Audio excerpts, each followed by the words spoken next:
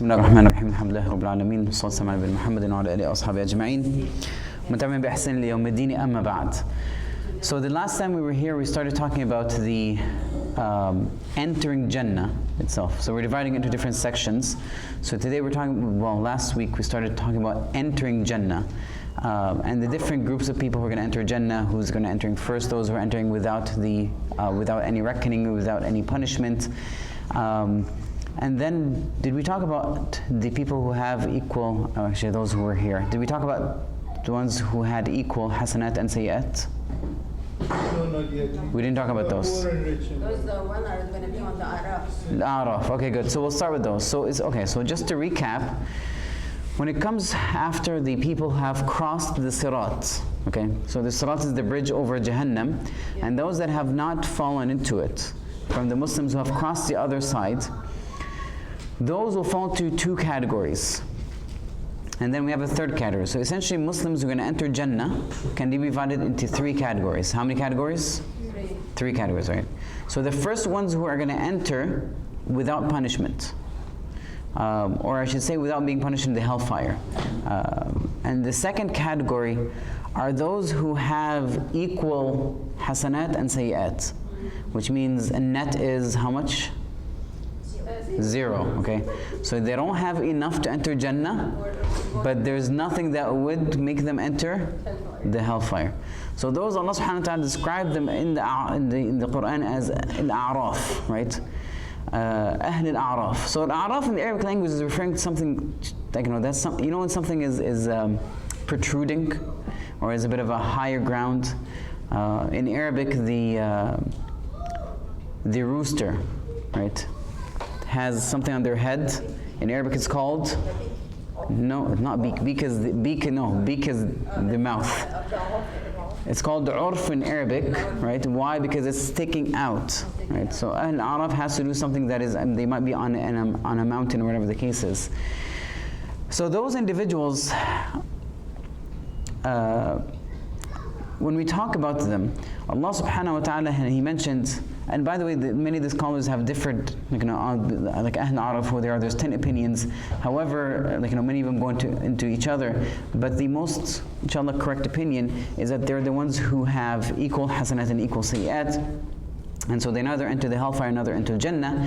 And those Allah subhanahu wa ta'ala would, by His mercy, in the end, allow them to enter Jannah. But the way the Quran pictures them is very beautiful. Is because whenever they would look, they would say, فَإِذَا صُرِفَتْ وُجُوهُمْ تِلْقَاءَ, when their faces turn to the Jannah, they see the people in Jannah, they're enjoying Jannah, they say, Salamun alaykum, right? They greet to them, and they hope to Allah subhanahu wa ta'ala to enter it. And then when they turn their face to the people of the hellfire, right? They seek refuge from the hellfire. And then an instant conversation happens between the people from the hellfire and the Ahl al-A'raf. And it's because people from the people from the hellfire, they recognize some people from Ahl al-A'raf, and then they start telling them and mocking them and tell them, what did your faith benefit you, right? And so Allah subhanahu wa ta'ala in return responds to them saying, these are the people you're making fun of them, enter Jannah. I have, with my mercy you can enter Jannah. And so those are the people who have, balanced sayyat and hasanat. But that being said, if you really want to think about it, Allah subhanahu wa ta'ala is so merciful. We know that He at least rewards with every hasana 10, right? With each hasana it is 10. That is the minimum. It can go up to 700, up to multiple more. And the sayyah is how much? 1. So you can imagine how easy it is to accumulate hasanat. It's very easy. And how difficult it is, I shouldn't say how difficult, it is easy to accumulate sayyat, wrong deeds. However, can you imagine how much a person needs to do so that his hasanat would be less than his sayyat? What kind of person would that be? Right? We have to be very careful. And we ask Allah subhanahu wa ta'ala not to be among them. Now there are Muslims like that. It's not that there isn't. There obviously are. That's our third category. Those are going to be punished in the hellfire. And then eventually they'll enter the Jannah, but you don't want to enter that hellfire even for a second. But we have to remember that Allah subhanahu wa ta'ala is merciful, and whatever happens, essentially our fault. If we aren't able to attain the higher levels or being able to attain more hasan sayyat, really it's us. Because in the end, it's not Allah that moves away from us, it's us that move away from Allah subhanahu wa ta'ala. Right? Allah subhanahu wa ta'ala is doing everything to facilitate it for us to come closer to Him, but rather it is us that moves away from Allah subhanahu wa ta'ala, not the other way around. Because Allah, the Prophet ﷺ had told us that in a hadith, in the hadith, that if we draw closer to Allah subhanahu wa ta'ala in a hand span, Allah subhanahu wa ta'ala draws closer to us an arm length. Right? It's always Allah subhanahu wa ta'ala, He's doing more. And so anytime we move, we feel distance, we shall always ask ourselves, why are we distant? Most likely it is us ourselves that are moving away from Allah subhanahu wa ta'ala. So that being said, let's move to the third category, which are those who will enter Jannah, however they have been punished in the hellfire first. And eventually they'll exit the hellfire by the shafa'ah intercession of the Prophet ﷺ, or whether it's the angels or some of the other believers. But these are the disobedience, the heedless of the Muslims. Those who are being punished in the hellfire, eventually they will enter Jannah, but even at different stages. They're not going to all enter Jannah at once, because you have to remember that similar to how, sinners, they come in different levels. They come one worse than the other and worse than the other. And so is justice that they would exit, right, based on their deeds and actions. So they would enter also Jannah in the same way. And the Prophet ﷺ had told us of a beautiful hadith that he had kept his intercession, or da'wah, that he said that every prophet has a da'wah that is fulfilled for sure. And he says, I have left my da'wah for the Day of Judgment. And that is to ask Allah subhanahu wa ta'ala to take out the sinners from the hellfire and allow them to enter Jannah. Now the Prophet ﷺ has different intercessions. He has multiple intercessions. We already talked about a few of them. Name one of them. To start the hisab. Start hisab. Good. So this is called al-maqam al-mahmud. Right? So this is shafa'a al-kubra. His intercession that the day of the hisab itself, the judging would happen. Give me a second one. Open the door. Good. Intercession for the gates of Jannah to be opened. Give me a third. Taking some from the dollars of hellfire. Good. We mentioned that one. And give me a fifth one. Intercession for the people in hell. We mentioned that. Oh. For us to enter Jannah in the first place. And for rain to Because we mentioned this last week, right? After the Muslims have caused us about their gathering in front of the Jannah, and so they are asking who's gonna intercede for us to enter Jannah, and it's the Prophet ﷺ. And then another intercession is that for the door itself to be opened. Now there's another intercession we haven't mentioned, a sixth intercession, and that is the Prophet ﷺ would ask for those in Jannah to elevate in ranks. So not just that, subhanAllah, this is from the Nabi sallallahu alaihi wasallam, it's not that we only inshallah enter a rank in Jannah, but there is a possibility after we enter in our rank, it will be elevated because of the intercession of the Prophet sallallahu alaihi wasallam, or because of other things that ask us to be elevated. Or even, subhanAllah, even just that we would catch up with our family members, right? Our family members that, Allah subhanahu wa ta'ala, because it's one of the pleasures that we would be with our families, but naturally speaking, some families will be higher in rank than others. So what is, the fair thing is to gather them together, but it's not fair to bring the down to the lower. So Allah subhanahu wa ta'ala with His mercy brings those who are lower up to the higher rank. Alright, so the Prophet ﷺ mentioned in hadith, and is describing those who exit from the hellfire, the description of how they are once they exit the hellfire. So the Prophet ﷺ, this is mentioned in Sahih Muslim, and Abi Sa'id al-Khudri, he said, أَمَّا أَهْلُ النَّارِ الَّذِينَ هُمْ أَهْلُهَا, those who are people of the hellfire, who are among the people of the hellfire, فَإِنَّهُمْ لَا يَمُوتُونَ فِيهَا وَلَا يَحْيَوْنَ, those will not live in it, nor they will die. So he's talking about the people who are going to be remaining in the hellfire forever. And then he said, وَلَكِنْ نَاسٌ أَصَابَتْهُمُ النَّارُ بِذُنُوبِهِمْ. So he's talking about another category from the people of the hellfire. So we won't confuse each other, the Prophet ﷺ is talking about two different groups in the hellfire. Ones that are meant to remain there for eternity. Those are the disbelievers. But then, so he said, لَا يَمُوتُونَ فِيهَا وَيَحْيَوْنَ, they neither live nor they die. Because they never attain pleasure, but over they die, so they never rest. The other category, on the other hand, he's talking about over here, he said, وَلَكِنْ نَاسٌ أَصَابَتْهُمُ النَّارُ بِذُنُوبِهِمْ. Fire has afflicted them because of their sins, أَوْ قَلَ بِخَطَايَاهُمْ, right? Same thing, mistakes. فَأَمَاتَهُمْ إِمَاتًا. Allah subhanahu wa ta'ala will allow them to die. After the punishment is ended, will allow them to die. حَتَّى إِذَا كَانُوا فَحْمًا, until they become charcoal, like blackened charcoal. أذن بالشفاعة. Allah subhanahu wa ta'ala gives permission for the intercession to happen. فَجِيءَ بِهِمْ دَبَائِرَ ضَبَائِرَ. They will come in daba'ir, which means in hordes, right, in groups. فَبُثُّوا عَلَى أَنْهَارِ الْجَهَنَّمِ. They'll be spread, sprinkled in the rivers of Jannah. ثُمَّ قِيلَ يَا أَهْلَ الْجَنَّةِ أَفِيضُ عَلَيْهِمْ. It will be told to the people of Jannah, أَفِيضُ عَلَيْهِمْ, which means pour upon them, right, from the water of the Jannah. فَيَنْبُتُونَ نَبَاتَ الْحَبَّةِ تَكُونُ فِي حَمِيلِ السَّيْلِ. And so they will sprout once again, after they become charcoals, they'll sprout, like how seedlings sprout. And the description of Prophet mentioned, if you ever have a flood, right, in a valley, quite often they carry seeds, and then across the banks of a river, plantations start coming up, right? Seedlings start coming up, and they're white and pure. So this is the description the Prophet had mentioned. And so they'll come back up again as seedlings come from the sides of the banks. Now, the people of Jannah, they call these people a specific name. What is it? Those people who come out of Jahannam, Allah subhanahu wa ta'ala allows them to be resurrected again. Once they enter Jannah, the people who have already entered Jannah, they have a specific name for them. No. A'raf already entered. That's the second group. They call them Jahannamiyin. But in a good way, by the way, not in a bad word. They call them Jahannameen because they were people of Jahannam, but they got rescued. Right? They got rescued. And so Sahih al-Bukhari, the Prophet ﷺ mentioned, he said, يَخْرُجْ قَوْمٍ مِّنَ النَّارِ بِشَفَاعَةِ مُحَمَّدٍ فَيَدْخُلُونَ الْجَنَّةَ يُسَمَّوْنَ الْجَهَنَّمِيِّينَ. Okay? And so the Prophet ﷺ said, a group of people will exit the hellfire by the intercession of the Prophet ﷺ. And so they enter Jannah, they'll be called Jahannamiyin. And then also in another hadith by Jabir radiallahu anhu, the Prophet ﷺ said, يَخْرُجُ مِنَ النَّارِ بِالشَّفَاعَةِ كَأَنَّهُمْ الثَّعَارِيرِ. Right? They'll exit from the hellfire by intercession as if they are a tha'arir. Now tha'arir is a type of seedling plant. When it comes out and they call them, like another interpretation for it is as daghabis. Now I know most people don't understand these terms. They're Arabic terms, pure Arabic terms.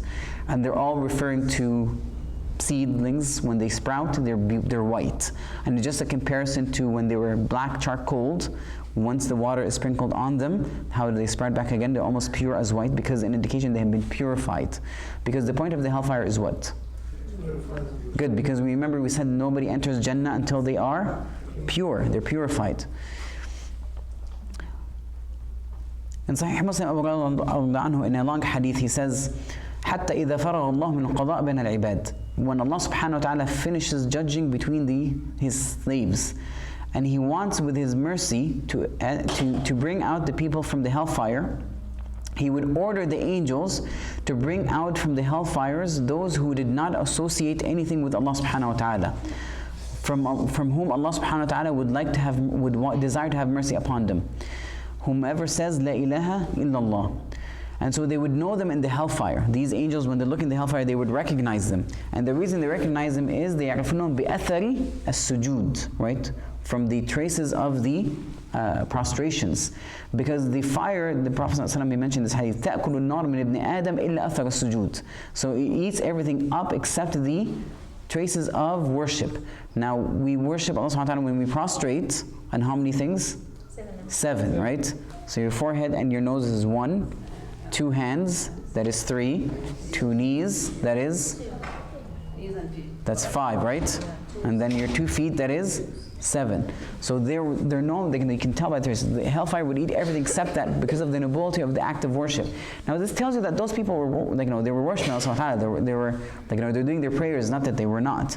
But unfortunately their sins outweigh their deeds, even though they were praying.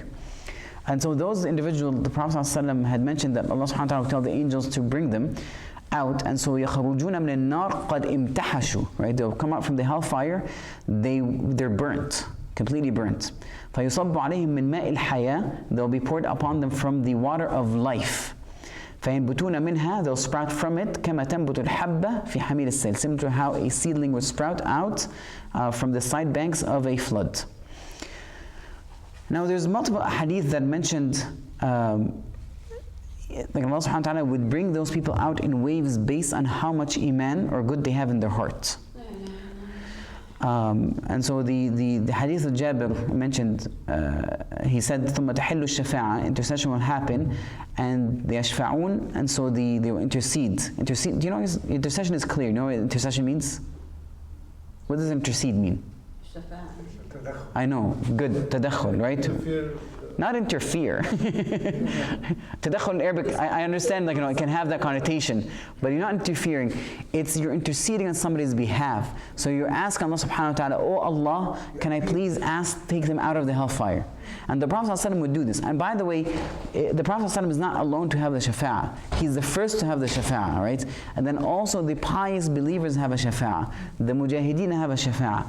And all the other prophets have a shafa'ah. The angels have a shafa'ah. So Allah subhanahu wa ta'ala allows different, like, you know, categories, so that as many people who are Muslims would exit from the hellfire, and whatever remaining from the Muslims that are left, the only shafa'ahs remaining is who? Allah subhanahu wa ta'ala, right?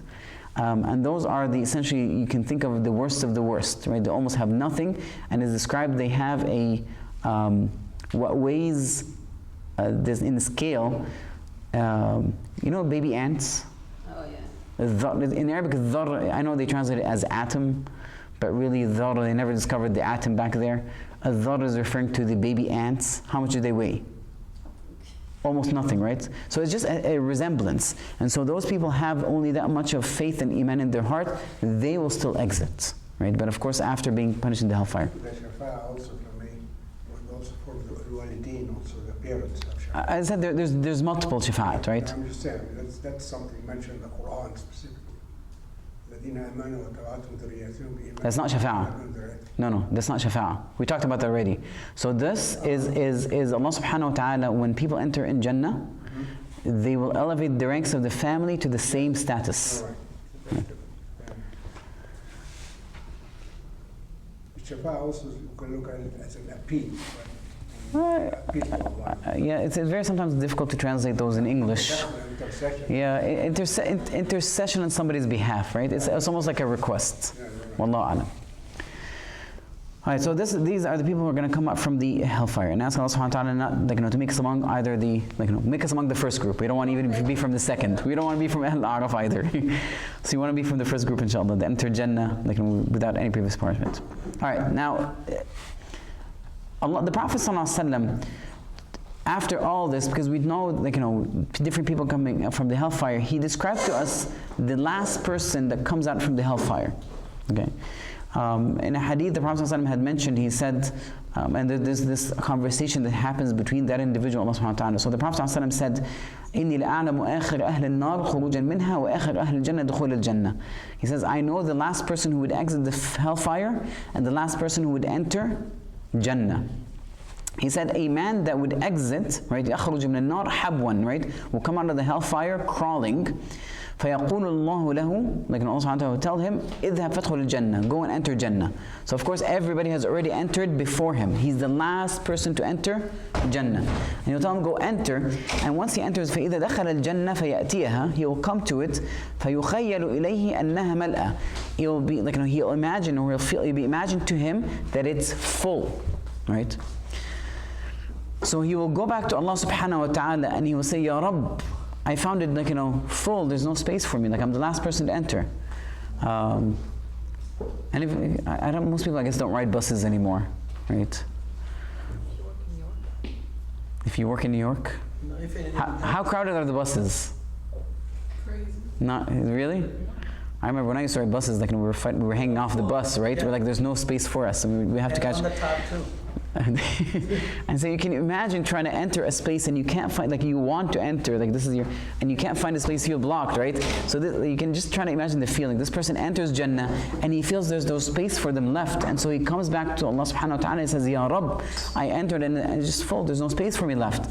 And so Allah subhanahu wa ta'ala, he'll tell him, go back and enter Jannah. And this is a shorter version. There's of course a longer version of the hadith. I'm going to mention that.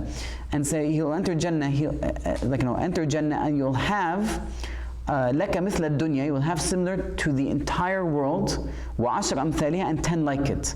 وَإِنَّ لَكَ مِثْلَ عَشْرَ أَمْثَالِ الدُّنْيَا. You have 10 times as much as the entire world. And so he will ask Allah subhanahu wa ta'ala, are you mocking me? Right? because a minute ago there was no space. Yeah. So he's saying, Allah subhanahu wa ta'ala, are you mocking me? And so, like, or are you laughing at me? So, and you are the king. And so the person narrator, he says, I saw the Prophet ﷺ smiling, right? يضحك حتى بدت نواجذه. He's smiling until his nawajid, which means the molar teeth, would show. فكان يقال ذلك أدنى أهل الجنة منزلة. This is the least level in Jannah. The least level is how much? This entire world given to you 10 times even more. Okay? And we know how much we love this world, right? Let's admit it. I really don't like it. You really don't like it? No. I feel like since I was little, I feel like I'm not from here. You're an exception, mashallah. Really, I don't feel I belong here. Alhamdulillah, that's a good feeling. It keeps on us our toes, but the reality is, unfortunately, we're the norm. We have an attachment to this dunya. And so, like, the pleasures of it, the enjoyment of it, and of course, is not compared to the Jannah whatsoever. We're going to talk about that a bit more when we talk about Na'im and Jannah itself. But this is the least of the person attaining in Jannah. Now, the other hadith is a bit longer. I'm going to mention it because it really is an interesting conversation or what happens between that individual and the conversation he has with Allah subhanahu wa ta'ala. And so the last person to enter Jannah is described as فَهُوَ يَمْشِي مَرَّةً. He walks one time as he's walking, right? And then he stumbles, falls another time. And so the hellfire afflicts him at one point. Once he crosses it, right? He's out of it. He turns around and he says, تَبَارَكَ الَّذِي نَجَّانِي مِنْكِ. Blessed he is the one that has rescued me from you. لَقَدْ أَعْطَانِي اللَّهُ شَيْئًا مَا أَعْطَاهُ أَحَدٍ. So this is how he really feels, right? Allah subhanahu wa ta'ala gave me something he has not given anybody from the previous nations, from the beginners or the end. Really, this is how they truly feel.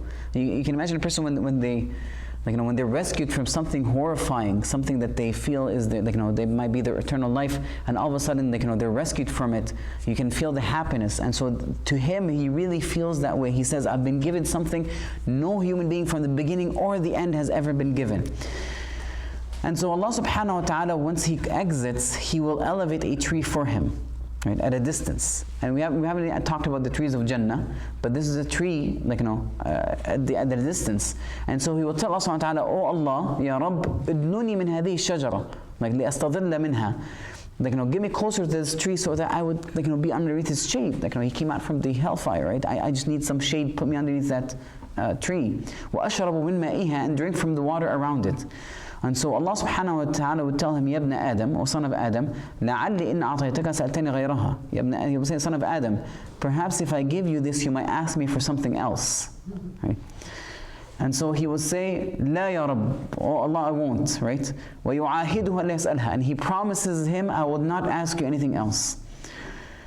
وَرَبُّهُ عَزَّ وَجَلَّ يَعْذُرُهُ. So Prophet ﷺ said, Allah subhanahu wa ta'ala, يَعْذُرُهُ, which means what?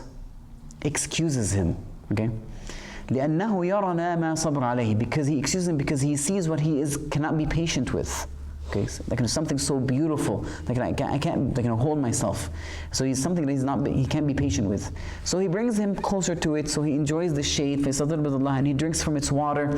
And then after a while, ثم ترفع له شجرة هي أحسن من الأولى. At a distance, another tree will be sprouted for him that is even more beautiful than the tree he's under. And so he asks Allah subhanahu wa ta'ala, naturally what he's going to ask? Bring me closer. So that I would, from it, be underneath its shade and, drink from its water. And then he says, "La as'aluk, I won't ask you again. This is the last one, I won't ask you." And so Allah subhanahu wa ta'ala would say, "Ibn Adam, son of Adam, didn't you promise you won't ask other than it?" And he says, perhaps if I bring you closer to it, you might ask me for another one. And so he gives him a promise, I would not ask you another one. And Allah subhanahu wa ta'ala excuses him because he sees what he cannot be patient with. And so he brings him closer. And so he stays underneath his shade and he drinks from its water. And then a third tree is brought back up again for him that is, close to the door of Jannah. Because there's a distance between the hellfire and Jannah, right? So he's moving him towards Jannah. So this next one is close to the door of Jannah. And it's more beautiful and better than the first two. So what happens? Yes. Oh Allah, bring me closer. I won't ask you again. And so he says, Ya son of Adam, didn't you promise me? And you won't ask me again? He said, yes, O Allah, and I won't ask you again. And so Allah subhanahu wa ta'ala excuses him and he brings him closer because he sees what he cannot be patient with. And so Allah brings him closer. And so once he brings him closer to the doors of Jannah, what does he hear? He wants to go inside. Obviously, because what does he hear? He hears the enjoyment of people of Jannah, right? فَأَسْمَعَ أَصْوَاتَ أَهْلِ الْجَنَّةِ. He hears their voices, right? They're chattering. فَيَقُولُ أَيْ رَبِّ أَدْخِلْنِيهَا. Let me enter it. And Allah subhanahu wa ta'ala did plan to make him enter it, right? But this is just blessing over blessing, right? أدخلنيها. And then he says, Ya ibn Adam, ما يصيرني منك, ما يصيرني منك, which means, what is that going to please you, right? That will make you, stop your questioning. What is it going to please you? Would it please you that I would give you the entire world and with it like it? And so he says, Oh Allah, are you mocking me? Are you laughing at me? And you're the Lord of the the worlds. And so Ibn Mas'ud laughed and he asked the people he's narrating to, why don't you ask me why I'm laughing?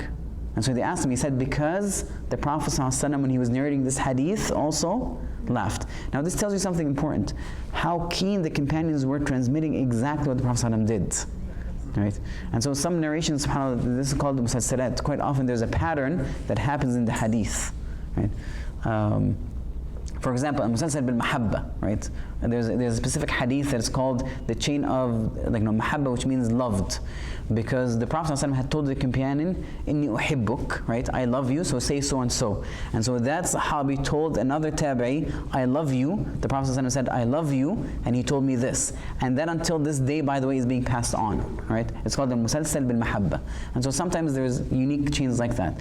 So anyway, so the Sahabi radiyallahu anhu, Ibn Mas'ud, Abdullah ibn Mas'ud, he laughed and he asked, why do you ask me why I'm smiling? And he said the Prophet smiled, and he said that he smiled from why Allah subhanahu wa ta'ala also had laughed or smiled when the person said, you are mocking me and you're Lord of Rings.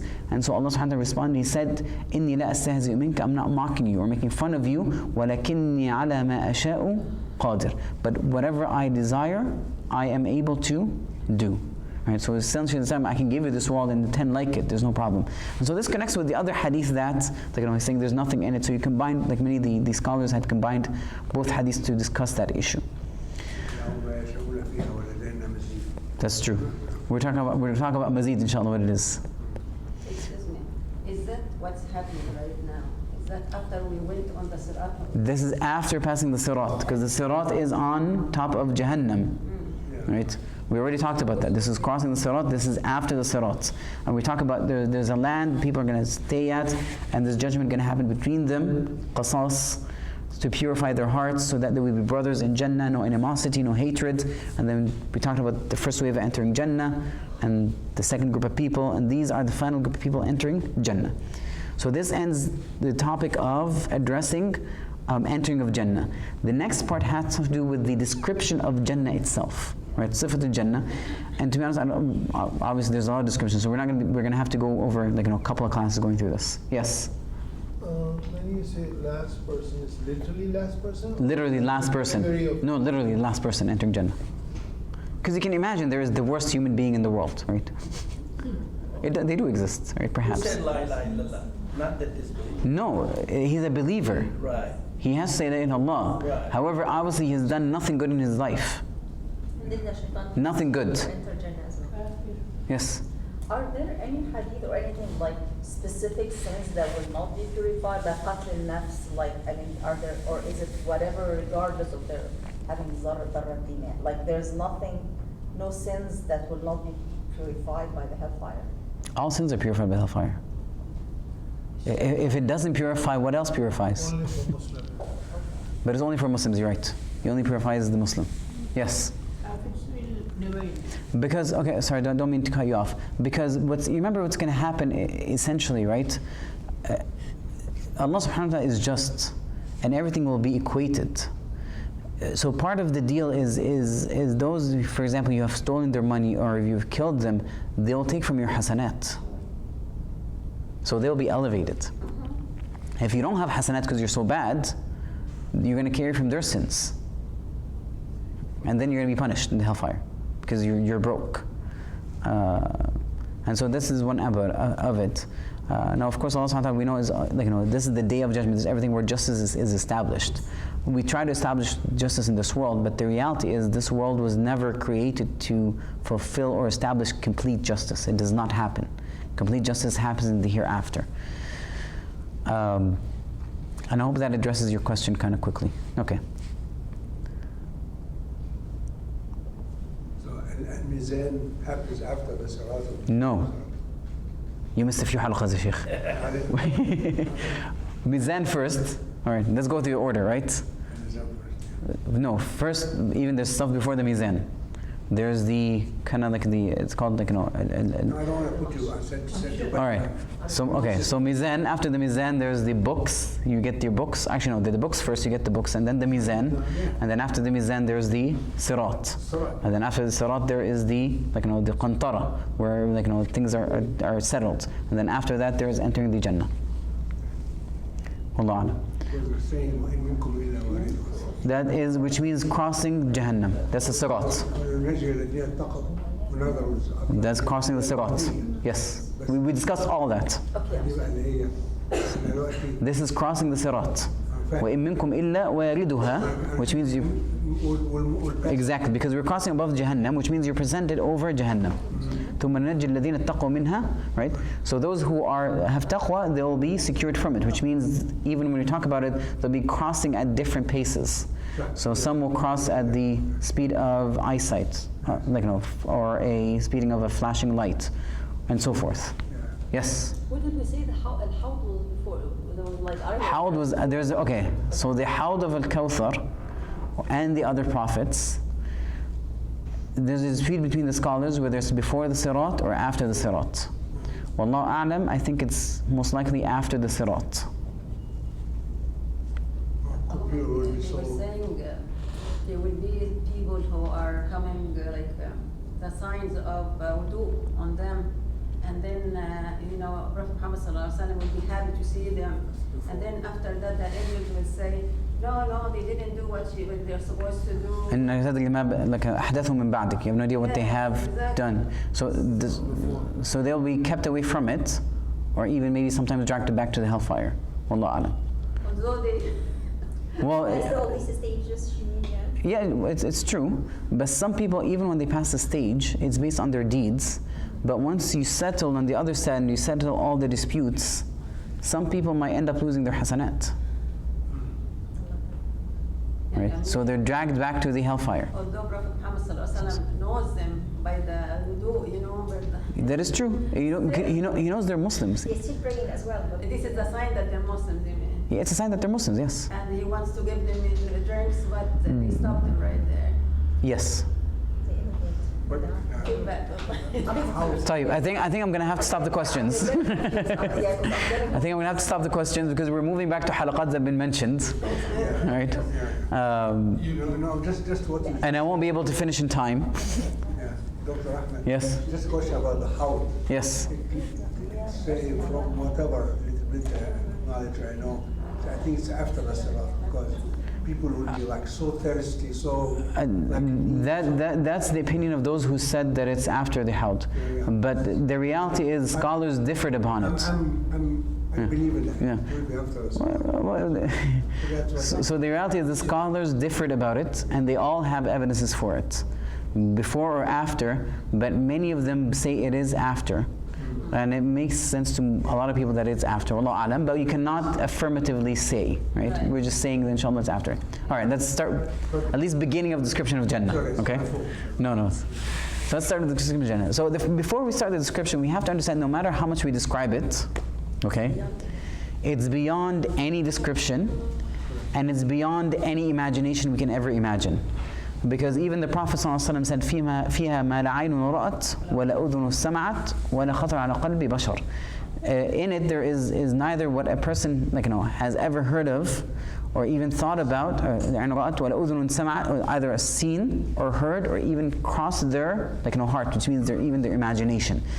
So wherever we're trying to describe, it's almost just trying to give us a glimpse to bring it closer to us what's in it. But whatever is in Jannah, Allah subhanahu wa ta'ala prepared for His believers is nothing like we know on this earth. Right? Not in a pleasure whatsoever in any ounce. whatever it is. And what Allah subhanahu wa ta'ala has kept hidden for His pious slaves is so immense. And the Prophet ﷺ mentioned this. He quoted even he quoted when the Prophet is mentioning this hadith Qudsi. So I'm going to mention this mentioned hadith. So this is an Abu radiallahu anhu. So the Prophet ﷺ said, قال Allah subhanahu wa ta'ala had mentioned. He said, أعددت لعبادي. So He says, I prepared for my slaves. So you can imagine when Allah subhanahu wa ta'ala says, I prepared, when He Himself subhanahu wa ta'ala, the most perfect, the most high, the most excellent, prepares something for His slaves, you can imagine you can't even imagine what it is. He says, أَعْتُ الْعِبَادِ مَا لَا عَيْنٌ رَأَتْ, what neither an eye has seen, nor an ear has heard, وَلَا خَطَرَ عَلَى قَلْبِ بَشَرٍ, nor has a heart ever imagined. And the Prophet said, فَقْرَأُوا إِن شِئْتُمْ, recite if you will. And he mentioned a verse from the Quran. He said, فَلَا تَعْلَمُ نَفْسٌ مَا أُخْفِيَ لَهُم مِّن قُرَّةِ أَعْيُنٍ. A soul does not know what has been hidden for it, kept for it, from soothings of the eye, from the pleasures of the eye. And this is in Surah Sajda. So before we start, we have to kind of mention that, okay? Now, okay. So we have about 5 minutes. So let's start with the names of Jannah, right? Just to give you like an indication of the names of Jannah, because it really, part of the description of Jannah is its name. And it's quite normal when something is magnificent or grandeur or is of importance, it has multiple names. This is something that is very normal, like in the Arabic culture. For example, something that they value was the camel, okay? In English, how many names are there for camel? One. In the Arabic language, there's so many, right? So many for the camel, so many, there's many names for the camel, because it's something that's called a commodity, right? It's something that is valuable. And so there's multiple names for it because it indicates. So there's a naqa, there's a jamal, there's a sayyara, there's even they named them different ages, right? Each group they gave a different name, right? True, right? The same for the lion and the sword and the things. Exactly, they have multiple names, but due to importance. So Jannah is it's not surprising that Jannah itself has multiple names. But in itself, what does Jannah mean? Something hidden. Jannah, to reap the fruits of whatever.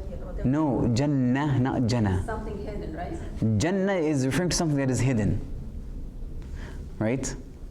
When they say Jannah al-Layl, right, which means it had come and has concealed everything, right? Because darkness conceals, right? So Jannah al-Layl, which means the night has concealed.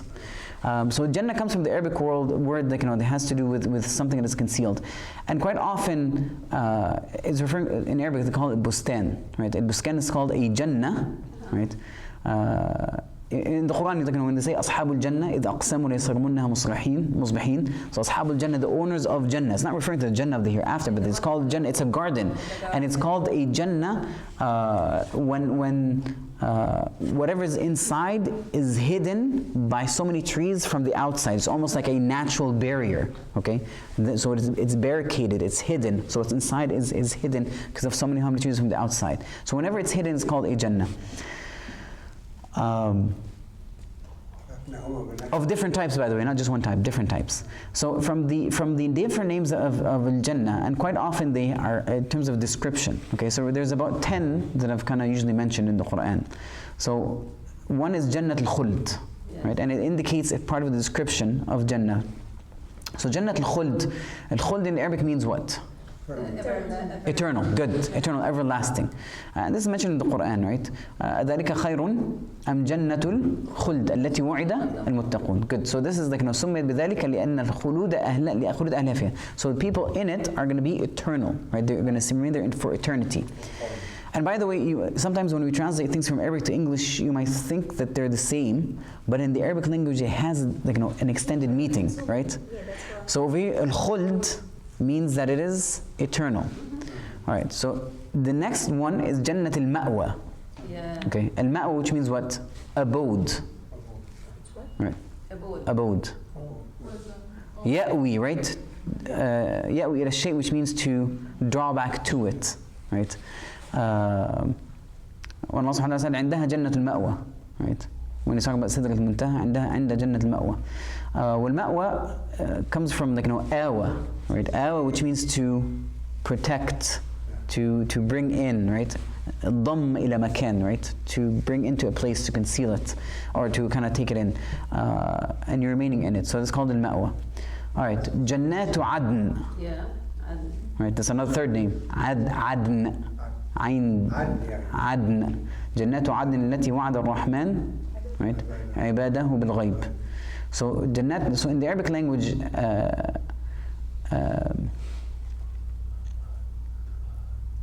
Ad means to remain in a place, iqama, right?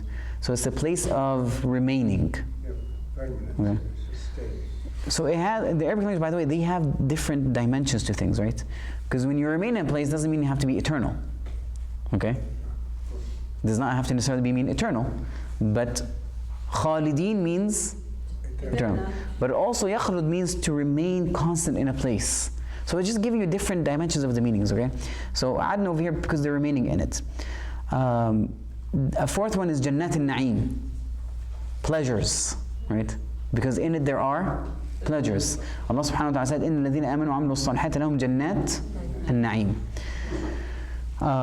Because of the remaining, like, you know, because you're going to remain in the pleasure, like, for eternity. And by the way, with pleasure, they include different types of pleasure, okay? Whether it is from food or drink or imagery or scent, like, you know, scent, or even just happiness or tranquility, different multiple types of pleasure. All right, the fifth one is firdaus. Okay.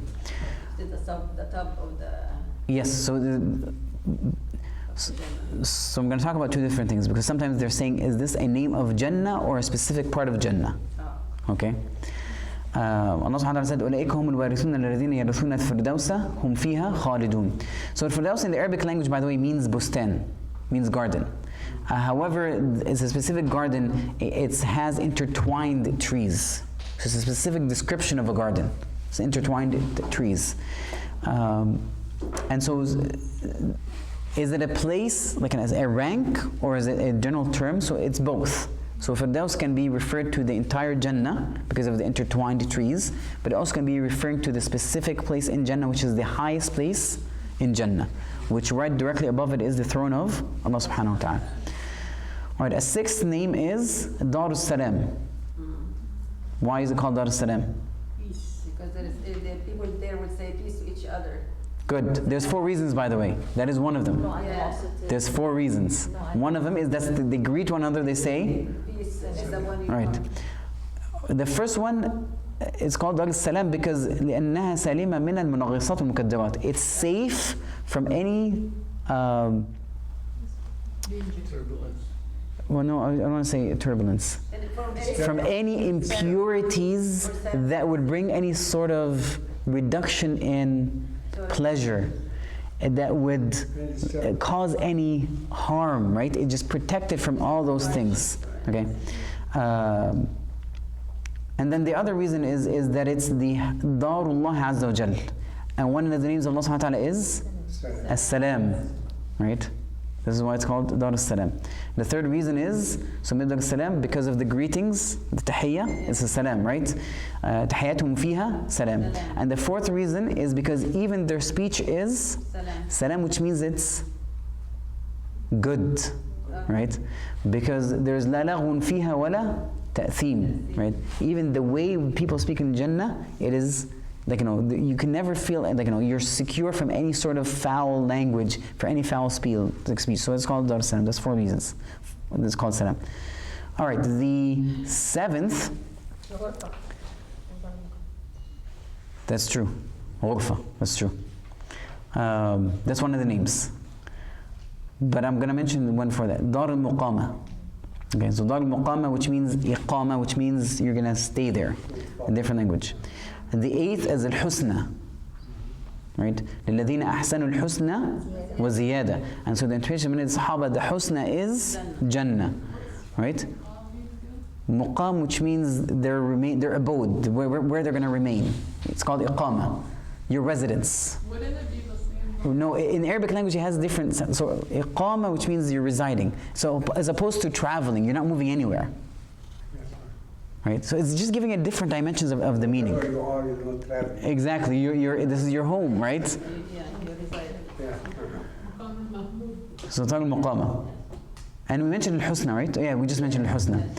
Dar al-akhirah, obviously, that's one of its name, and it's called Dar al-akhirah because this is the last final Place is you're gonna be there. station. Yeah. Because the worldly station, and then there's the barzakh, and then there's the final station, right? Dar al-akhirah. Doesn't Dar al-Akhirah includes Nar as well? Because It's Dar al-akhirah is general, but also specifically for Jannah, right? Allah subhanahu wa ta'ala said, وَلَدَارُ الْآخِرَةُ خَيْرٌ لِلَّذِينَ اتَّقَوْا أَفَلَا تَعْقِلُونَ, right? So وَلَدَارُ الْآخِرَةِ خَيْرٌ لِلَّذِينَ اتَّقَوْا, وَلَدَارُ الْآخِرَةِ, which means talking about what? Jannah, right? Alright, it's also called Dar al-Muttaqeen because people who have taqwa live in it, so it's almost that's their houses, right? It's their place. Dar al-Muttaqeen. That is number 10, Dar al-Muttaqeen. Right? Yeah. So I think we're gonna have to stop here. Yeah, well, Doctor, before you stop, isn't it the highest one would be Jannatul Ma'wa?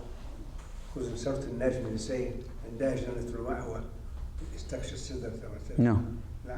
No.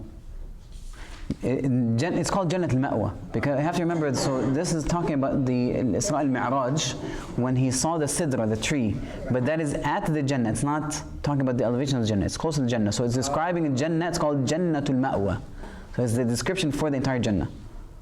So you mentioned al-Ma'wa as one of the 10. Yes, it's one of the different names of Jannah, different descriptions of Jannah. Oh, okay, right. This one is different, the one in Surah Al-Najm? No, it's the same. In Surah Al-Najm, عندها جنة المأوى, right? Is the tree at the place of Jannah. What's the description? جنة المأوى. And that's Sidratul Muntaha, no? It's not, am I mixing the lines? Okay. No, it's called Najm. Najm, It's Surah Al-Najm. Sidratul Muntaha. عندها عند جنة المأوى. عندها جنة المأوى. Right? جزاهم الله خير. سبحانك اللهم. That's the highest. No. سبحانك اللهم وبحمدك أشهد أن لا إله إلا أنت أستغفرك وأتوب إليك.